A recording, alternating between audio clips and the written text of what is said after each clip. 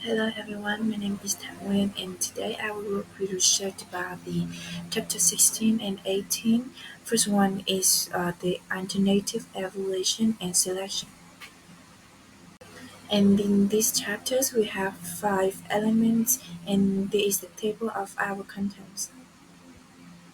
And now we move to the old one, discuss how actual consumer choice often differs from rational choice theory. Marketers often assume that consumer choice follows rational choice theory, but this assumption is not always true. There are several reasons why this assumption may not hold. Assumption 1. Consumers seek one optimal solution that choose based on that.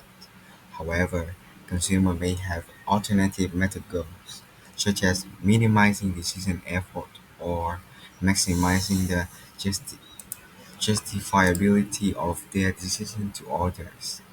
This means that consumers may not always be confused on finding the optimal brand, but rather on achieving goals related to the decision-making process. Assumption 2. Consumers have the skill and motivation to find the optimal solution. In reality, consumers may lack the ability or motivation to engage in the demanding task of finding the best option, bounded rationally, which refers to the limited capacity for processing information, can hinder consumers' ability to make optimal choices. Additionally, most decisions may not generate enough involvement to motivate consumers to seek the optimal solution. Assum- Assumption 3. The optimal solution does not change based on situational factors. Reference and choices can be influenced by situational factors such as time pressure, task definition, or competitive context. For example, when consumers are tired or hurried, they are more likely to engage in limited decision making. Furthermore, the introduction of new brands in the market can alter consumer choices. There are three general types of decision processes that consumers commonly engage in: affective choice, attitude-based choice, and attribute-based choice. These processes are not mutually exclusive and can be combined in a single decision. The first one is affective choice. Affective choice involves making a decision based on immediate emotion responses and overall impressions. Consumers can focus on how the product or service makes them feel and the emotional reward it offers. The evaluation is often holistic in nature, without decomposing the brand into separate attributes. Attitude-based choice. Attitude-based choice relies on general attitudes, impressions, and heuristics.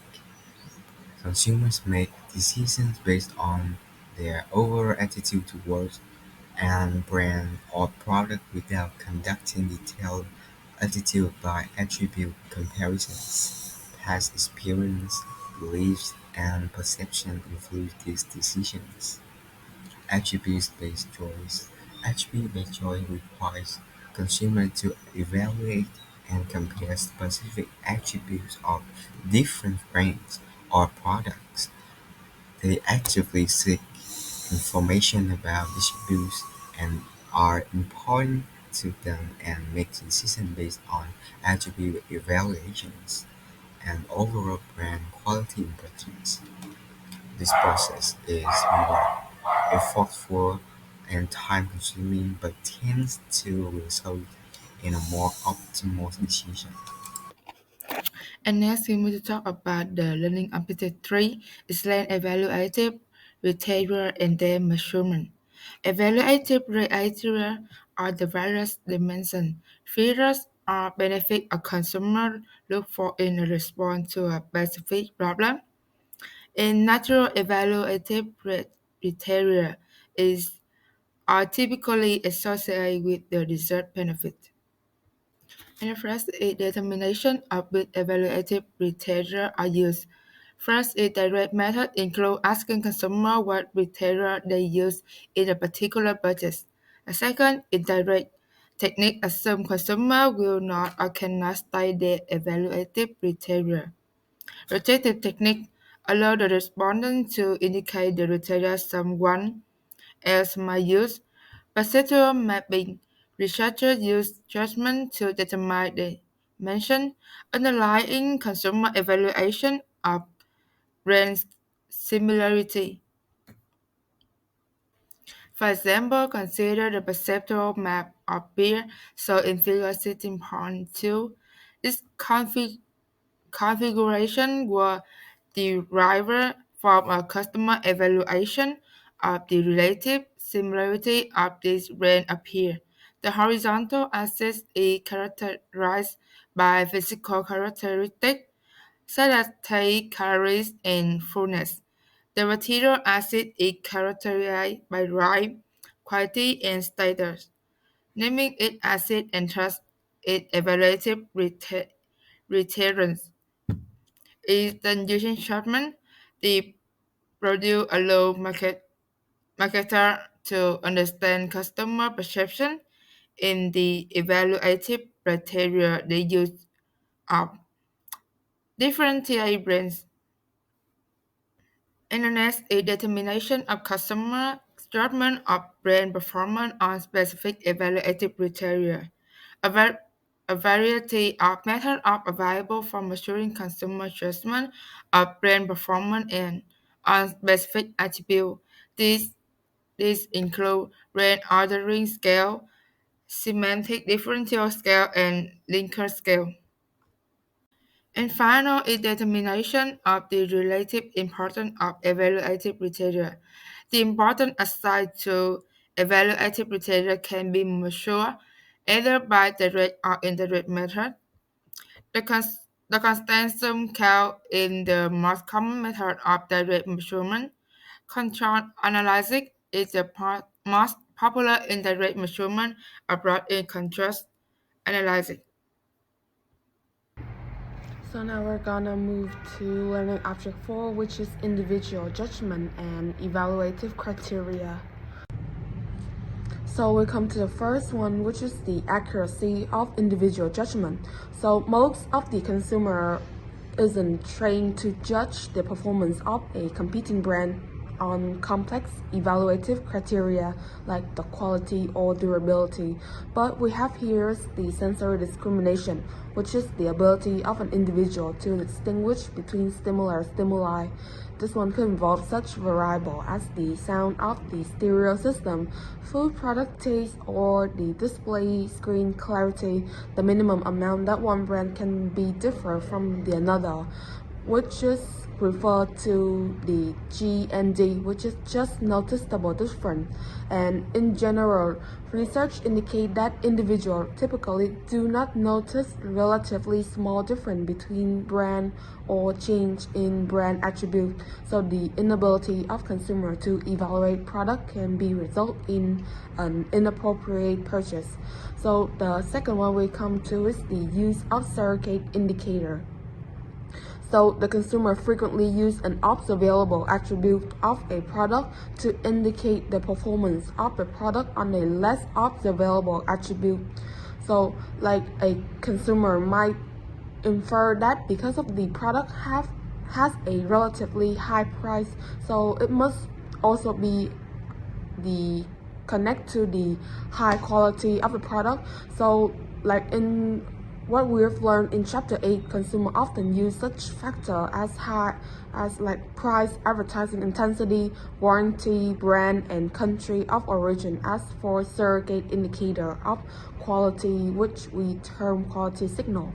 Like for example, the brand Jinsu itself use the country of origin as the indicator of quality for its newest product like Jinsu, which made from Japan, that bring the flavor of Japan. So, the third part in learning objective 4 is the relative importance and influence of evaluative criteria. The importance of evaluative criteria varies amongst individuals and also within the same individual over time. That is, although consumers often have general sense of how important various criteria are, this can be influenced by several factors. The first factor is the usage situation, the situation in which the producer service is used can be important influences on the criteria used to make a choice. For example, the speed of service and the convenient location may be very important in selecting the restaurant for your lunch break, but it's relatively less than unimportant when selecting a restaurant for a special occasion. The next is competitive context, which is the lower variance across competing brands on given evaluative criterion. The less influence is likely to have the decision process. For example, you might think that the weight of your laptop is important factors when you choose to purchase a laptop. However, if all of the brands you are consider they use the same weight, so this attribution may suddenly become less of the factors in your decision. And the last one is advertising effect. Advertising can affect the importance of evaluative criteria in many ways, and you can learn more in the textbook. So the last one is evaluative criteria, individual judgments, and marketing strategy.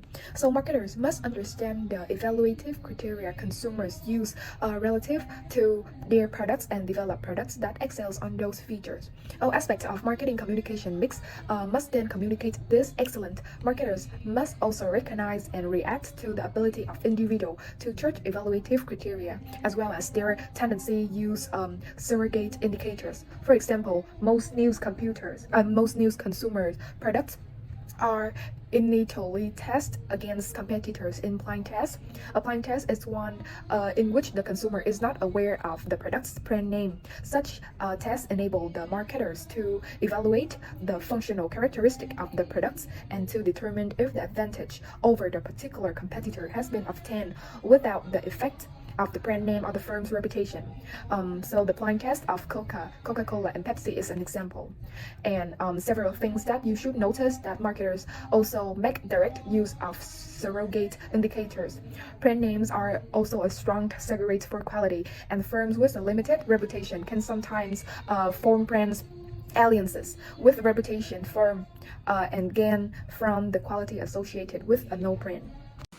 Thank you to the presentation, and we now move to learning objective 5, which is decision rules for attribute-based choices.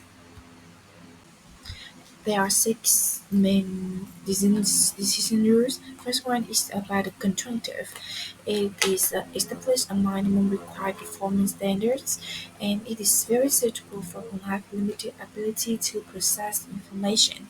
And for example, looking at the features that consumer consider as an evaluative criteria of a sunscreen screen, SPF, price, and filter.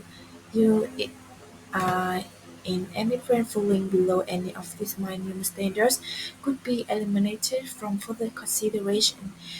La Roche Posay choice is eliminated from consideration because it costs higher than 315, although other features those brands are very good at it. Secondly is about the disjunctive ones. It is established a minimum level of performance for each important attribute, and now have a same example with the previous decision rules.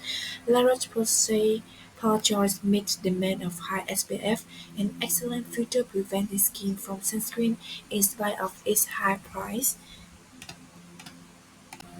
In the third decision rule, elimination by aspect, it allow consumers to rank the evaluative criteria in terms of their importance, and it may meet the requirement on one more the criteria used than the competitions.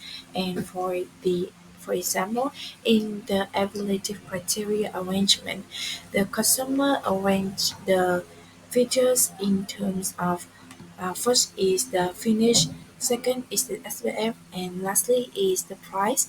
And the self-fusion will be eliminated from consideration because of its matte finish, regardless of excellent SPF or recent reasonable price. And this is the end of my part. Next part, winter will be research about other three decision rules. The fourth rule is the lexicographic. This requires the consumer to rank the criteria in order of importance. The consumer's thinking is something like this. I want to get the brand that does the best on the attribute of the most importance to me. But if there is a time, I will break it by choosing the one that does the best on my second most important criterion. So on your left is the Tostitos brands, and they know that the key attribute of the consumer when consuming their product is their product need to be made from real cheese. So the Tostitos ad emphasizes that it is made from real cheese. So the four previous rules are non-compensatory decision rules because very good performance on one evaluative criterion cannot compensate for the poor performance of another evaluative criterion. So on occasions, consumers may wish to average out some very good features with some less attractive features of the product in determining the overall brand preference. So this is the table of importance score of criterions on choosing a laptop, and the overall evaluation of Dell is calculated by the sum of the importance score multiplied by the evaluation of the brand on that criterion. So you can see here. So to summarize the decision rules, so here we have the totally five decision rules, and based on each decision rules, we have different choice. So the table shows that each decision rule yields a somewhat different choice, and so therefore marketers must understand which decision rules are being used by the target consumers in order to position the product within a decision framework. Now we come to chapter 18, but we only focus on the learning objectives 2, which is post purchase dissonant. So the first key term of this learning objective is what is post purchase dissonance. So a post purchase dissonance arises when a consumer having uncertain or anxious about the decision that they made for the product or services that you serve, and the probabilities and magnitude of such dissonance are a function of these four here. For example, first is the degree of commitment or irrevocabilities of the decisions, the importance of the decision to the consumer. Thirdly is the difficulty of choosing among the alternative. And the last but not least is the individual tendency to experience anxieties. The second objective here is after reduce dissonance. So after buying a product, consumer may employ various methods to alternative post-purchase dissonance, such as these. Uh, for here is increase the desirabilities of the brand purchase, decrease the desirability of rejected alternative. Thirdly is decrease the importance of the purchase decision. Last is reverse the purchase decision is mean return before use. So here's four ways. Last key term of the chapter 18 learning objective 2 is uh consumption guilt. So what is consumption guilt? It's simple like it's a like a feeling bad after buying something because you worry about this might not be good for you or the person who you buy it for, or maybe just the environment is not good for environment. And so the marketer must focus on validating the consumption of high yield products.